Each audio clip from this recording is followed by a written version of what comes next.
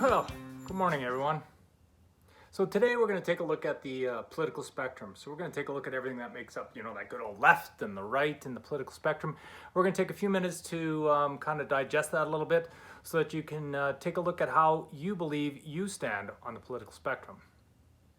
But first, we're going to take a look at what my cat's up to today. And as you can see, not much.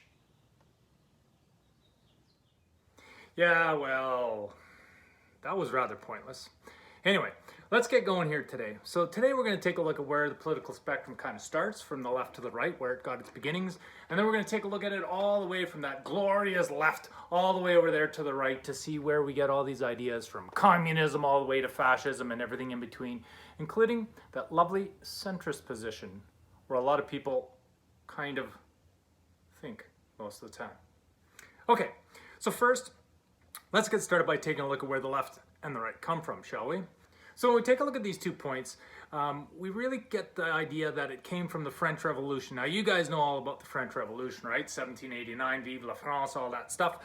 And we're going to take a look at the idea that this came from the left and the right within the Jacobin Club and within the people in the National Assembly who are taking a look at trying to make their constitution with the National Convention there, and then they decided that, hey, how are we going to vote on this? We got a bazillion people in here, so we got to have you guys separated. So all you guys who are kind of against the king, you guys sit over there on the left, and all of you who are more for the king and a kind of a constitutional government where he has a veto, you guys sit on the right. So that's really where the right and the left come from. It comes from back, at the Jacobin Club there with our good friend Robespierre over there on the left, and kind of the Montagnards.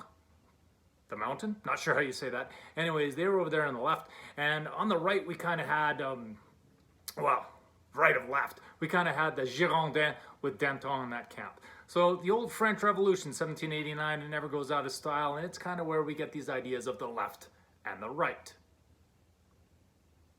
Now, of course, these ideas of left and right are kind of pretty well ingrained, and there's lots of big problems when we take a look at this, because it's really easy to just throw terms out there like, the right wing are just a bunch of conservatives who believe that there's only fake news out there. They usually are for, a lot of guns or no gun control or limited gun control. They want freedom and liberty. They're usually categorized as people who are staunch authoritarians, and they want things the way they are and the way the good old days were. Sometimes we say anti-abortionists, sometimes we say that they're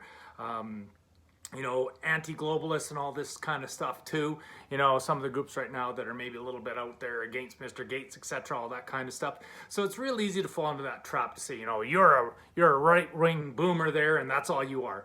Also, you got the other side with the left. And when we start to take a look at the left, you can call them a bunch of radical commies or whatever you want, stuff like that, where this globalism is all that's out there, and that they're a bunch of tree huggers, they're snowflakes who only watch CNN and don't really understand anything, and they're so politically correct that it just almost makes you sick. But really, something kind of in between this is where we're at. Coffee time.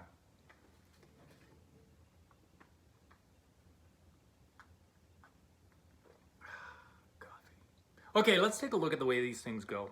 So first, we're going to start over here in the far left. Now, when we look over there at the far left, what we're going to see is communism. Now, of course, when we take a look at communism, we're talking about Karl Marx and those guys that wrote all that stuff, him and Engels, back in like 1848 and stuff like that. And you guys are going to talk a little bit about the revolutions that occurred in Europe here a little bit later this week. But when we take a look at those concepts, really this idea of communism that was put forward back then is not really what we've seen in China and in the Soviet Union over the years. But the basic concept is the idea that in the communist world, you have something where we are definitely for the workers, that there's a struggle between the bourgeoisie, a wonderful term, those with and those without, or the struggle with the proletariat. And that's a really big concept here. Now, one of the big ideas of communism is this idea of who owns what. And we want public ownership. That's what the commies want. They want public ownership. And they want these ideas to be entrenched within the way that people do things, so that they're going to do things for themselves, for each other, and for the better good of all, and not just for capitalists and making money. Now, of course, this is in complete opposition, or is it, to the other part over here, fascism on the right that we're going to take a little bit of a look at here too, which is usually kind of associated with guys like Mussolini and Hitler back in the World War II days. And this concept is very, very, very ultra-nationalistic and pro-state. It likes everything to be just the way it's supposed to be. Now, there is public ownership here, but those companies really have to kind of do whatever the state says they need to do.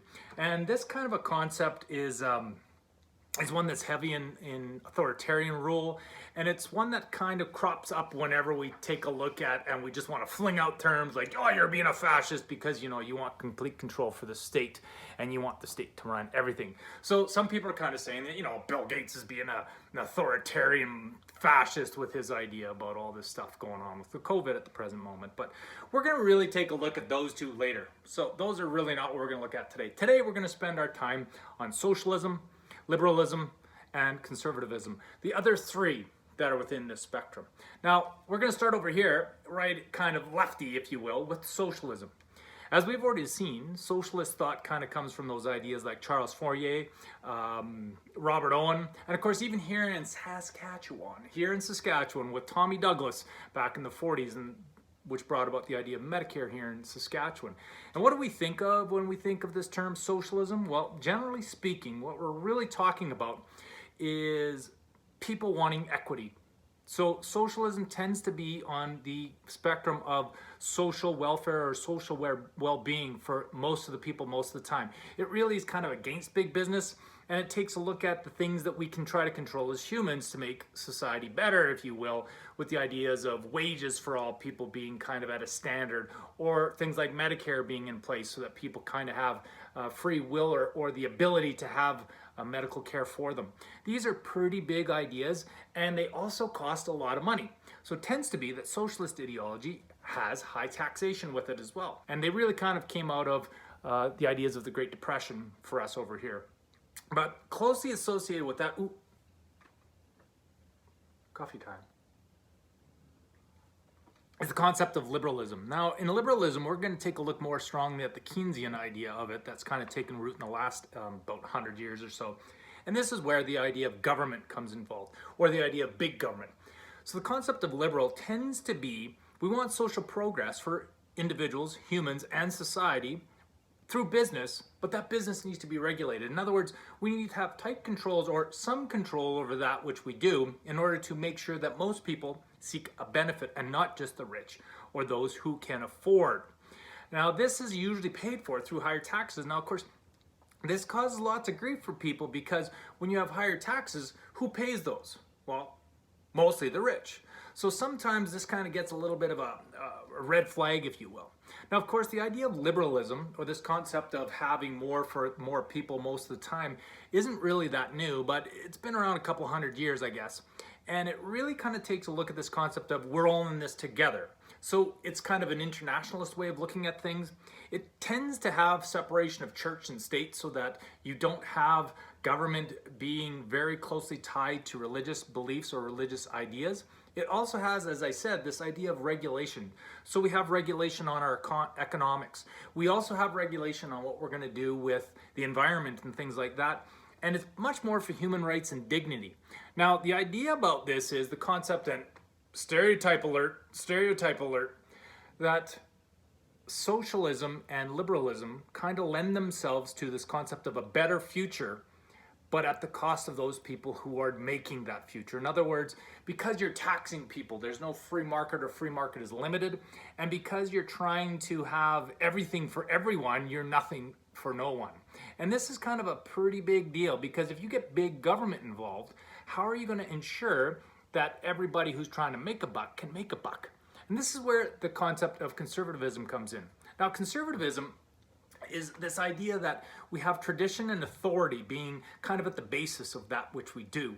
As humans, this is kind of seen what we're studying in the ideas of the monarchies. So when we take a look at monarchists and the ideas of the monarchy, most people that consider themselves conservative today, they're not necessarily thinking about that concept. But some of the things that were big then are still kind of big now. For instance, the idea that the good old days are something that we should aspire to.